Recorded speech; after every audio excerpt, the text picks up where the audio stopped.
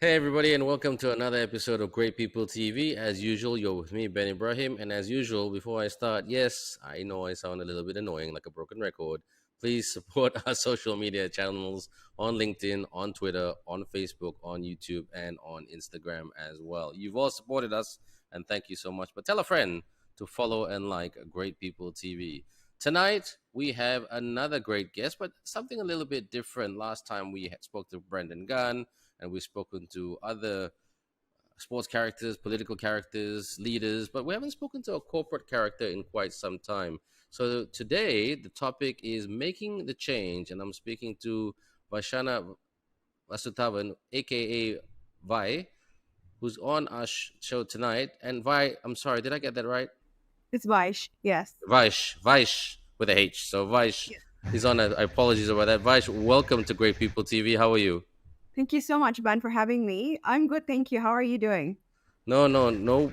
Thank you so much for asking, and it's always a pleasure when someone asks. I'm doing okay. Great. And really glad that you're on our show today because you've got such a great story to tell. I mean, you've been Mm-hmm. in the human resource industry for quite some time. You've worked in multiple industries, mainly through the HR lens. And as I was saying to you offline, a lot of people see HR as a transactional role, but HR Yeah. really does takes care of the nitty gritty, and that's what we're going to get through today. How you have made a positive change and making a difference through your HR profession. So let's just start with the first question. I mean, you're an award-winning corporate executive. You've won multiple awards. Tell us how your magnificent career started.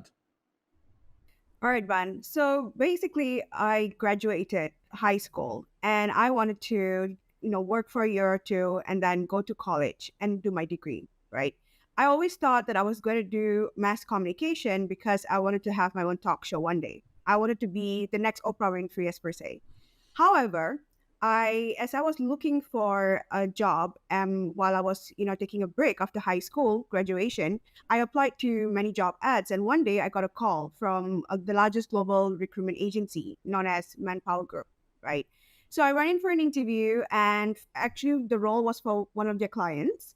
However, well, I guess I nailed the first impression in an interview, so they decided to offer me a role as their junior recruiter with the agency directly, right? So they saw the potential, that they could mold me and grow me in the role, or rather in the recruitment industry.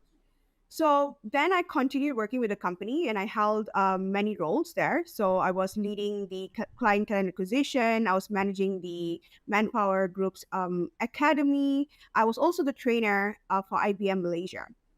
Now, after my stint in Manpower Group, after IBM and Manpower Group, I then moved on to one of the largest, that was probably 2012, 2013, when it was really hot in the industry, where startups were coming into in the industry. It was the internet. It was basically e-commerce industry was booming at that point, right? So in 2012, around 2013, I then was headhunted by by Rocket Internet, and I was then hired directly for Lazada Group, right? Wow. And I was responsible for leading and assisting the Lazada Malaysia, Singapore, and also another entity under the Lazada Group, which is Lamido, right? After that, after Lazada Group, as I was working with three different countries at that point of time as well, which is Thailand, Philippines, and Malaysia. I then got headhunted by iFlix. So iFlix was this company that started in 2014, and I was actually the first employee that got hired, the number one employee in record, right? So nobody in the industry knew that iFlix was coming up because at that point of time, it was kept discreet. So I joined into iFlix. I joined in as a recruiter to scale the business. However, I then became the HR manager, where I took on the role to also look after three other countries, such as Thailand, Philippines, and also Malaysia. Right after that, I moved on to the very famous fashion company in Malaysia, which is known as Fashion Valley. So I was hired, I worked very closely with Vivi Yusuf, and I was hired by Fadza Anwar directly. So I reported into Fadza, and I held a role as people culture development for the group, which is three companies under the group, and also taking care of 3 countries. So I was looking after Indonesia, Singapore, and also Malaysia. So I had, and under the entities, I was looking at the Duck Group, Sitka Designs, and of course, Fashion Valley. So I had a tremendous amount of opportunity to grow in that role, to also travel along with Vivi and Fadzar while I was there. And then I moved forward to Delivery Hero, one of the fastest leading food delivery company, which is known as also Food Panda here. And when I joined Food Panda, so it was a team. I joined Food Panda as a head of HR, but it was a team of two in the beginning, right?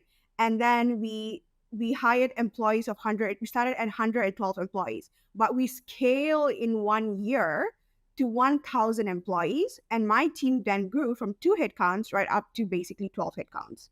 So then, when you are in the startup industry for almost a decade, I, at that point of time, felt that I think I needed to come out of that industry because, some point in your career, you would hit the ceiling, right? You would probably reach your peak. You will not know how much more impact you could make or how much more values you could bring to the organization, especially to the industry. At that point, it was startup that was booming. So I decided to go into, with all the experiences and exposure, the knowledge that I've gained throughout the decade, I decided to bring it forward to the multinational companies, which is moving into J. Walter Thompson as the HR manager and the head of HR. So when I took on that role, I then had the responsibility to actually merge two entities, which is the J. Walter Thompson and the Wonderman, which is now known as the Wonderman Thompson, right? However, something surprising happened in the year 2020, which was known as COVID, and the pandemic happened where businesses were retrenching, right? So at that point of time, what has happened is that when the pandemic hit in 2020, the company decided to retrench their employees and merge with two other companies as well. So I too was in the list to be retrenched from my role. So my career was put to a halt. I could not get a job for the first time in my career, and despite countless of applications. So I had to figure out a plan for me to sustain. I took a step back, took a holistic view of the businesses and the industry, and I asked myself this question: what am I passionate about? And at the same time, I get to help others. So, which then got me thinking, and which then led me to start my own HR and business consultancy, which is known today VV Consulting Group. So, with all the experience being in the industry over a decade, having 13 years over experience now, and also with the experience that happened during the pandemic, the situation that happened, going through that difficult time, being able to work with all these businesses, and I think it has been one of the best moments. As much as it was painful, it has definitely been one of the best moments because I have gained significant milestones and awards throughout my career this far, which now has brought me here today, Ben. Wow, what a interesting career that you've had from, like I said, from various industry to industry. And it's really funny that you mentioned Vivian Fatsa earlier because, well, Vivi has been on our show just recently, actually, just to talk about her book. So she was on our show about 6, 7 weeks ago, probably a bit shorter than that. But she came on. And she's very good in terms of the public speaking side of things, as well as being an entrepreneur. But I know she sets very, very high demands on her people, and she's very upfront about that. So to work with an individual like that, yes, it's good, it's inspiring, but it's also can be quite challenging as well. So well done to that, because that's what working with startups is. So now you've done you've done the startups, you've done the multinational thing, you've done the recruitment agency thing. So you've come out on your own. And the name of your company? VV Consulting Group. Vivical Consulting Group. Okay. So, and how long has it been in business? I started since September 2020, almost three Okay. So, years. So this year, okay. September, we will celebrate our third birthday, actually. Yeah, well, and you started in extremely challenging times in the COVID pandemic. And I'm not going to ask you about that question about what was it like to start a business during the pandemic. I think over that question has been used to death by almost every digital platform or talk show Exactly. person, and so I'm not going to state the obvious, but tell us about the company and what it represents and what it hopes to bring to your clients, because maybe when you answer this question, you can also answer another question: is that how can, and I'm sure you get asked this question a lot. I mean, in one or two sentences, without HR, why can't things survive? Because like everybody says, without sales, a company can't survive. That's true. But without the people to get the sales, you can't survive. So the people aspect is very, very important. But also, I don't know how else to say this, a little bit taken for granted that, oh, it's just people. We can get another person to get there. Yeah. So, to answer your first question, basically, VV Consulting Group, what we do is we are a HR consultancy, first of all. And what we do is we help businesses, whether you're a startup, whether you're an SME, or whether you're a multinational company. It doesn't matter what is your, how fast you want to scale your company or your business, or how small of a headcount that you have in your organization. So myself, along with my team of consultants, what we do is we actually want to ensure that we work with our clients in ensuring that they continue to stay relevant in the business and in the industry. So many of times when I meet with my clients, they either, when I start with an audit, so first of all, when I enter into the client's environment or or maybe the client's work process per se, the first thing that I do is I do an audit, right? Do an audit to check through, all the processes, the compliances, and all. And I think what's super important is that, the clients that have realized certain organizations and businesses are not aware of the compliance aspect. They're not aware of the transformational aspect. They're not aware of how best to actually manage the employees.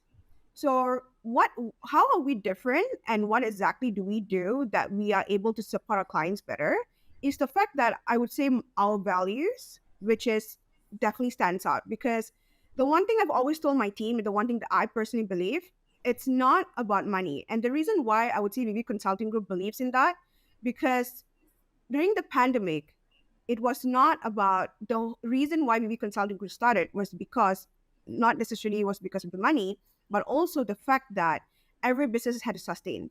Also the fact that the businesses could not stay relevant. And when we look at the industry at the point of time during the pandemic, that's when we made it clear that the people came first. So one of our values and what we believe in is basically the people come first. And that's why one of the best slogans that I always tell my team is humanity first always, right? And sorry, Ben, what was the second question?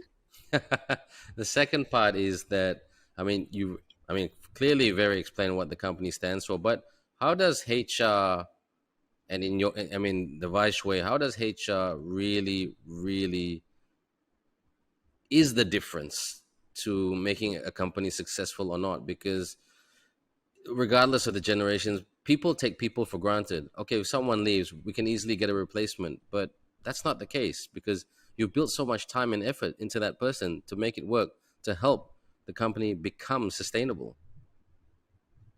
Right. I think, the one thing that I believe in is basically also implementing the mindset change, or rather implementing the, okay, for example, line managers, right? So the line implementing some form of HR mindset to the management style. Because most of the time, when certain organizations, or rather when they come to me and say, I do not want this employee in the business anymore, I need you to help me to, I think it's time for the employee to leave. But what I also realize is that it is not, HR is not the department that you should dump issues to, right? It's actually, I always believe it's a collaborative role at the end of the day. And first of all, I always believe that managers, regardless whether junior or senior, or even if a team lead, as long as you are in a role where you're leading others, I think it is important that everyone plays a role as a people manager. Now, as people manager, the main management skills that you should have is strategic thinking, communicating and influencing, employee engagement, coaching and mentoring, and of course, finally, the transformational aspect, which is an environment that supports innovation and change, right? It is important, for every line manager to actually adapt to these mindset skills as their actions and behaviors as a line manager have significant impact on the team's overall morale. So I always believe that HR department and divisional managers should have a close collaborative relationship. HR could, provide the resources, the tools, and training for them to work on their skills to improve the management style, which eventually leads to them becoming a great leader. I mean, we could have this conversation for hours and hours because people management is this. I mean, when everybody talks about the solution, we always say how long. How long is a piece of string? It's always very very subject to the situation. So basically, maybe the final question that I have for you for our discussion, because you've given us so much, and I wish this interview was actually a couple of hours, but it's a short conversation. Maybe the final question you can share, because the topic of our discussion today is making a difference. How can managers, leaders, CEOs, even just a senior executive who's managing a junior executive, how can they make a difference on the lives of the people or the individual that they are managing?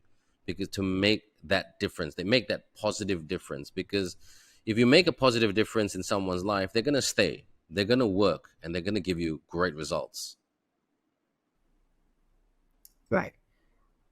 I think I think first of all, I think as organization, we got to empower our managers in becoming, great leaders. And I think when we do that, we got to also show the way and show the path for managers to be able to manage the employees right. And I think what's also important is that we look at the formula. There's no formula, there's no magic formula in getting it right. Fair enough. Fair It's enough. a complex field at the end of the day, right? That involves navigating human relationships and adapting constantly changing organizational environments. But I always believe that we should provide, an entire mapping of how the employee should grow in their role, which involves a lot to do with empowering and mentoring, and a lot to do with basically being able to provide them the resources and tools. You see, most of the time, in my experience as the head of HR, a lot of managers are actually junior managers, right? True. The first time managers are junior managers. And they think there's only one method or one way to manage an employee. And when they don't get the support from HR, because at the end of the day, HR department is the backbone of the industry or the backbone of the company. And if HR do not provide them that tools and to be able to develop the leadership skills, then they're not going to be able to develop their team. Vice, I'm sorry. I know I said final question just now, but I promise this is going to be the last question. So, the final question, one thing that I always like to say with my guests on Great People TV and also with the clients that I deal with in my business, in the events and MC business, I always say, look, what is the expectation? And what is the management of that expectation? And I know in HR, you are managing so many expectations, from communications to people management to good leadership to poor leadership to poor administration to good administration. And even if you do it well, someone's going to complain about something. So what's the vice way of managing all these expectations and bringing people together so that you can move forward? And saying that is never going to be 100% because you're never going to please everybody. Right. That's absolutely right, man. So basically, for me, what I would say is that when it comes to HR, there is definitely no magic formula that would work for everyone. Right? It's a complex field that involves navigating human relationships and adapting to constantly changing organizational environments. Now, in order to excel in the HR field, I think it is really important to have a strong understanding of the business and organizational goals. So when it comes to the business, it's what it means is that it's understanding who the customers are, understanding, who our clients are, understanding what the OKRs of the business or the divisional. Where did we hit our revenue last year? What's our revenue goal this year? What's our product like? You see, a lot of times HR, when they actually manage certain expectations in the company, they usually only revolve around human resources, but not play a role as a business partnership, right? So to me, I would say in order to be able to excel in the HR field, it is important to to look at the business function. Now, besides the usual statement that every HR probably would say is, you got to stay up to date on best practices, improving skills through training development opportunities, I would like to add one of the most important um, is that to continue to stay relevant in the industry is being involved in technology. So, for example, the current topic trend right now that is being highly talked about is AI, right? Which is artificial intelligence. Now, the integration of AI in HR is rapidly growing trend at the moment. It is transforming how organizations manage the human capital, improve their operational efficiency, and also reduce costs.